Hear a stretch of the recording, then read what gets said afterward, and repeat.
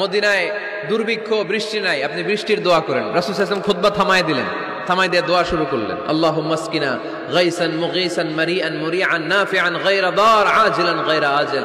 আল্লাহ উপকারে বৃষ্টি দেন, যে বৃষ্টিতে আমাদের ফসল জন্মাবে, সবুজ ঘাস লতা পাতা জন্মাবে, আমাদের গবাদি পশুর রিজিক বাড়বে, এরকম উপকারে বৃষ্টি আমাদেরকে দিয়ে মদিনাটারে ধন্য করে দেন।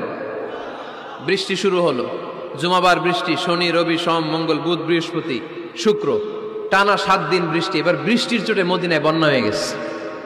এতদিনে দুর্ভিক্ষ, এতদিনে কি, এখন বৃষ্টির বরকতের দোয়া করছে, বৃষ্টিতে এবার বন্যা।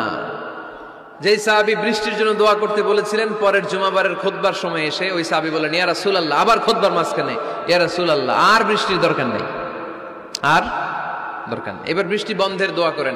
আল্লাহর হাবিব সাল্লাল্লাহু আলাইহি ওয়াসাল্লাম খুতবা থামিয়ে আবার বন্ধের দোয়া, আল্লাহুম্মা হাওয়ালাইনা ওয়ালা আলাইনা, হে আল্লাহ আমাদের চারিদিকে দেন, মদিনাতে আর বৃষ্টির দরকার নাই। চিল্লায় পড়েন সুবহানাল্লাহ।